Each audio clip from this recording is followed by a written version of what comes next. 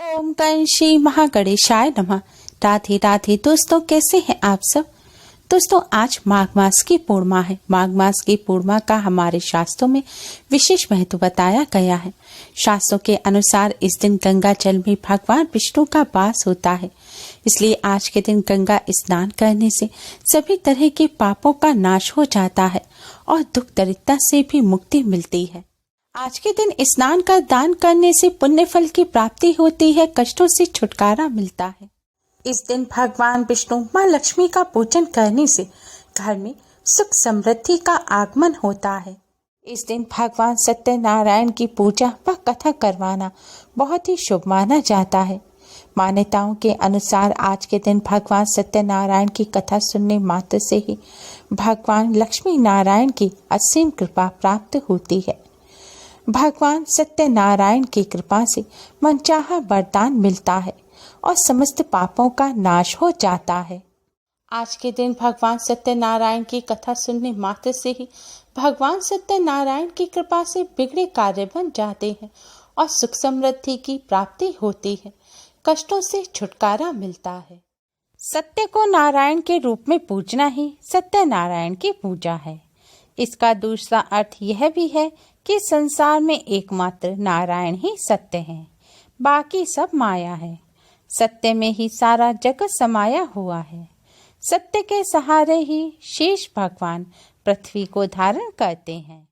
सत्यनारायण व्रत की कथा पुरा काल में सौनकादिक ऋषि नैमिषारण्य स्थित महर्षि सूत के आश्रम पर पहुँचे।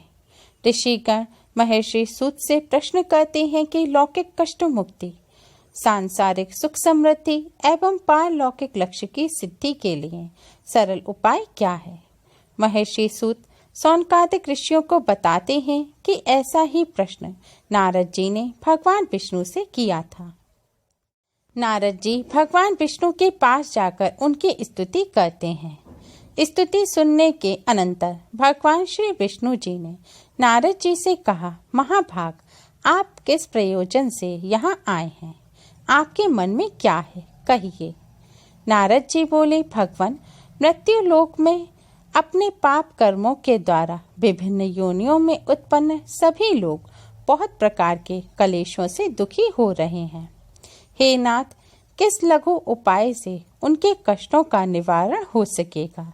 यदि आपकी मेरे ऊपर कृपा हो तो वह सब मैं सुनना चाहता हूँ, उसे बताइए।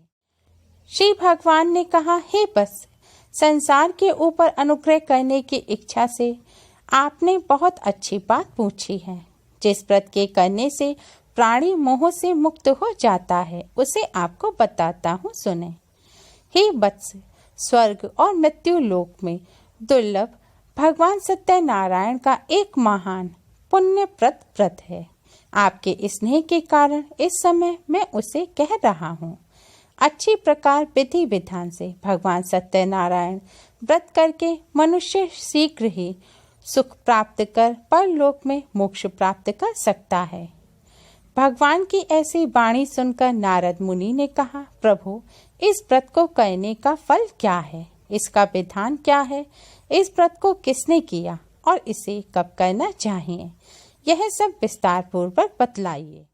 श्री भगवान ने कहा, यह सत्यनारायण व्रत दुख, शोक आदि का शमन करने वाला, धन धान्य की वृद्धि करने वाला, सौभाग्य और संतान देने वाला तथा सर्वत्र विजय प्रदान करने वाला है। जिस किसी भी दिन भक्ति और श्रद्धा से समन्वित होकर मनुष्य ब्राह्मणों और बंधु बांधवों के साथ धर्म में तत्पर होकर सायंकाल भगवान सत्यनारायण की पूजा करें। नैवेद्य के रूप में उत्तम कोटि के भोजनीय पदार्थ को सवाया मात्रा में भक्ति पूर्वक अर्पित करना चाहिए। केले के फल, घी, दूध, गेहूं का चूर्ण अथवा गेहूं के चूर्ण के अभाव में साठी चावल का चूर्ण, शक्कर या गुड़, यह सब भक्ष्य सामग्री सवाया मात्रा में एकत्र कर निवेदित करनी चाहिए।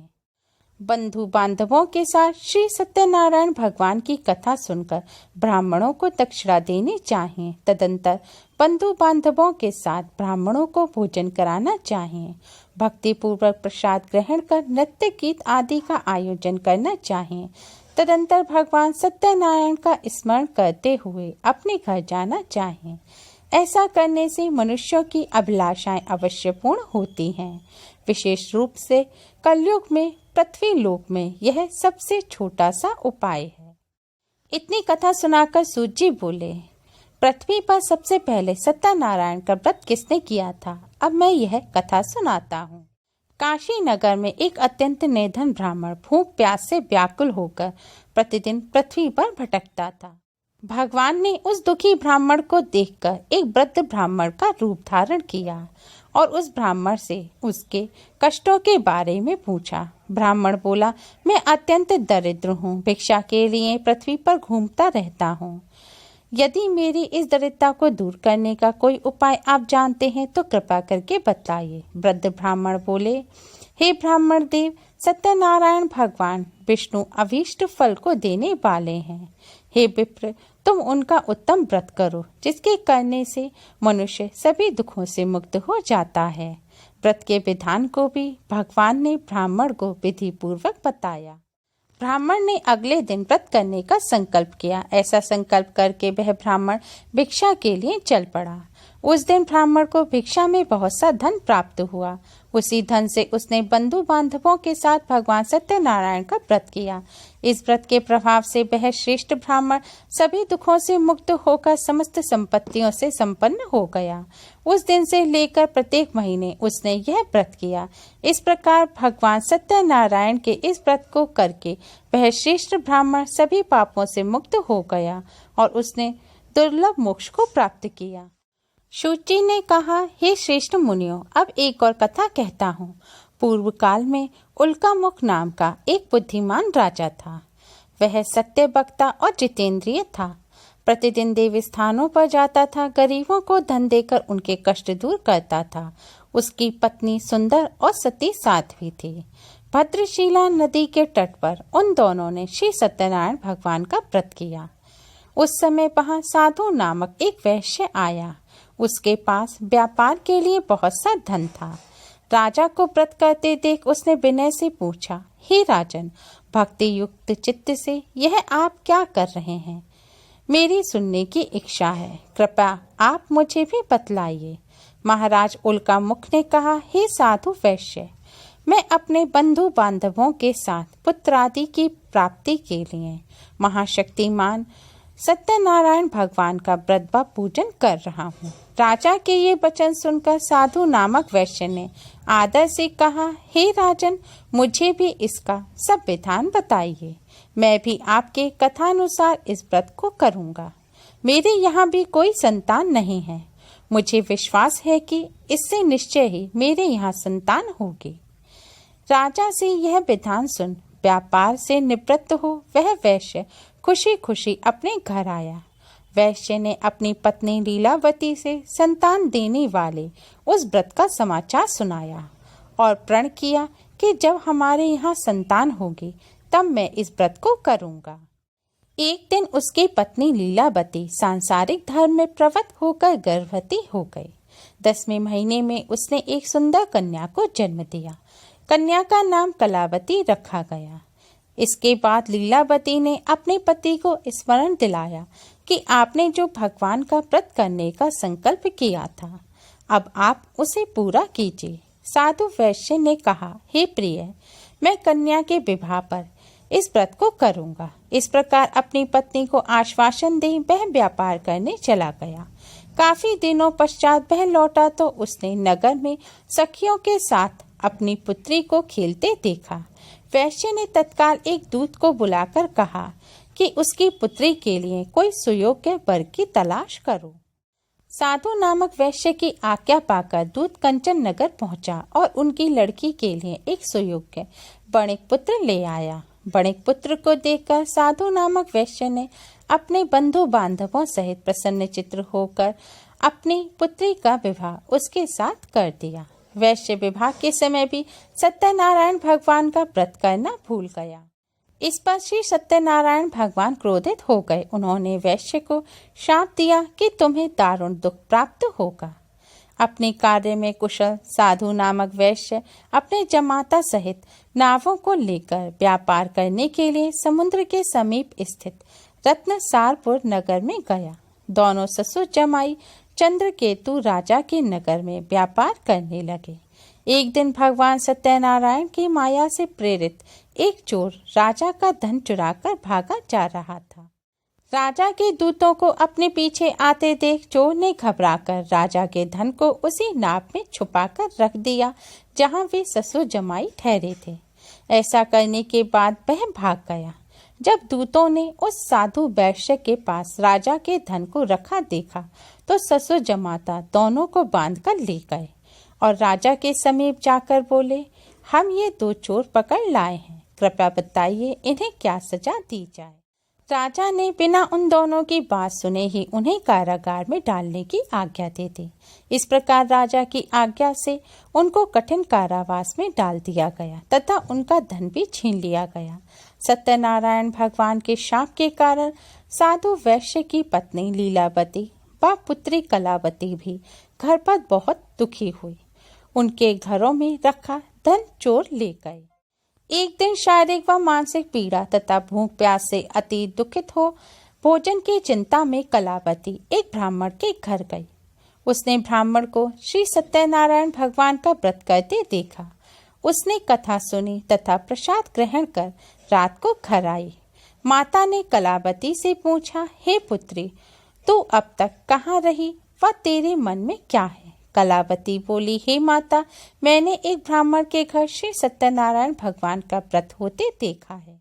मैं भी ये करना चाहती हूँ। कलावती के वचन सुनकर लीलावती ने सत्यनारायण भगवान के पूजन की तैयारी की। उसने परिवार और बंधुओं सहित श्री सत्यनारायण भगवान का पूजन व व्रत किया और वर मांगा कि मेरे पति और दामाद शीघ्र ही घर वापस लौट आए। साथ ही भगवान से प्रार्थना की कि हम सबका अपराध क्षमा करो। श्री सत्यनारायण भगवान इस व्रत से संतुष्ट हो गए। उन्होंने राजा चंद्रकेतु को स्वप्न में दर्शन देकर कहा, हे राजन, जिन दोनों वैश्यों को तुमने बंदी बना रखा है वे निर्दोष हैं, उन्हें प्रातः ही छोड़ दो, अन्यथा मैं तेरा धन, राज्य, पुत्रादि सब नष्ट कर दूंगा। राजा से ऐसे वचन कहकर भगवान अंतर्ध्यान हो गए। प्रातःकाल राजा चंद्रकेतु ने सभा में सबको अपना स्वप्न सुनाया और सैनिकों को आज्ञा दी कि दोनों बड़े पुत्रों को कैसे मुक्त कर सभा में लाया जाए। दोनों ने आते ही राजा को प्रणाम किया। राजा ने उनसे कहा, हे महानुभावों, अब तुम्हें कोई भय नहीं है, तुम मुक्त हो। ऐसा कहकर राजा ने उनको नए नए वस्त्राभूषण पहनाए तथा उनका जितना धन लिया था उससे दूना लौटाकर आदर से विदा किया। दोनों वैश्य अपने घर को चल दिए। वैश्य के घर आने से पहले ही एक दूत ने घर आकर बताया कि सेठ जी अपने दामाद तथा बंधु वर्गों के साथ बहुत सारा धन लेकर घर पधार रहे हैं। दूत के मुख से यह बात सुनकर वह महान आनंद से विलय हो गई और वह साध्वी ने श्री सत्यनारायण भगवान की पूजा करके अपनी पुत्री से कहा, मैं साधु के दर्शन के लिए जा रही हूँ, तुम शीघ्र आओ। माता का ऐसा वचन सुनकर व्रत को समाप्त करके प्रसाद का परित्याग कर वह कलावती भी अपने पति के दर्शन के लिए चल पड़ी। इससे भगवान सत्यनारायण रुष्ट हो गए और उन्होंने उसके पति को तथा नौका को धन के साथ हरण करके जल में डुबो दिया। अपनी कन्या की यह दशा देखकर साधु बनिया बहुत दुखी हो गया और सोचने लगा, या तो भगवान सत्यनारायण ने यह अपहरण किया है अथवा हम सभी भगवान सत्यदेव की माया से मोहित हो रहे हैं। अपनी धन शक्ति के अनुसार मैं भगवान श्री सत्यनारायण की पूजा करूंगा। सभी को बुलाकर इस प्रकार कहकर उसने अपने मन की इच्छा प्रकट की और बारंबार भगवान सत्यदेव को दंडवत प्रणाम किया। इससे सत्यनारायण भगवान प्रसन्न हो गए और उन्होंने साधु वैश्य को बताया कि तुम्हारी कन्या प्रसाद छोड़कर अपने पति को देखने चली गई थी, इसलिए वह अदृश्य हो गया है। यह सुनकर कलावती शीघ्र ही अपने घर गई और उसने प्रसाद ग्रहण किया। फिर वह पुनः आई और उसने अपने स्वजनों के साथ अपने पति को देखा। पति को देखकर कलावती प्रसन्न हो गई। साधु वैश्य पूर्णिमा तथा संक्रांति पर्वों पर भगवान सत्यनारायण का पूजन करते हुए इस लोक में सुख भोग कर अंत में वह सत्यपुर वैकुंठ लोक में चला गया। श्री सूत जी कहते हैं, जो व्यक्ति इस परम दुर्लभ श्री सत्यनारायण के व्रत को करता है और पुण्यमयी तथा फलदायिनी भगवान की कथा को भक्ति युक्त होकर सुनता है, उसे भगवान सत्यनारायण की कृपा से धन धान्य आदि की प्राप्ति होती है। दरिद्र धनवान हो जाते हैं, बंधन में पड़ा हुआ बंधन से मुक्त हो जाता है, डरा हुआ व्यक्ति भय से मुक्त हो जाता है। यह सत्य बात है, इसमें संशय नहीं है। भगवान सत्यनारायण की कथा को सच्चे मन से सुनने मात्र से ही सभी मनोकामनाएं पूर्ण हो जाती हैं। उम्मीद है आपको हमारी ये वीडियो पसंद आई होगी। प्लीज़ लाइक करें, शेयर करें। हमारी और भी वीडियोस के लिए हमारे चैनल को सब्सक्राइब करना ना भूलें। Thanks for watching. Radhe Radhe.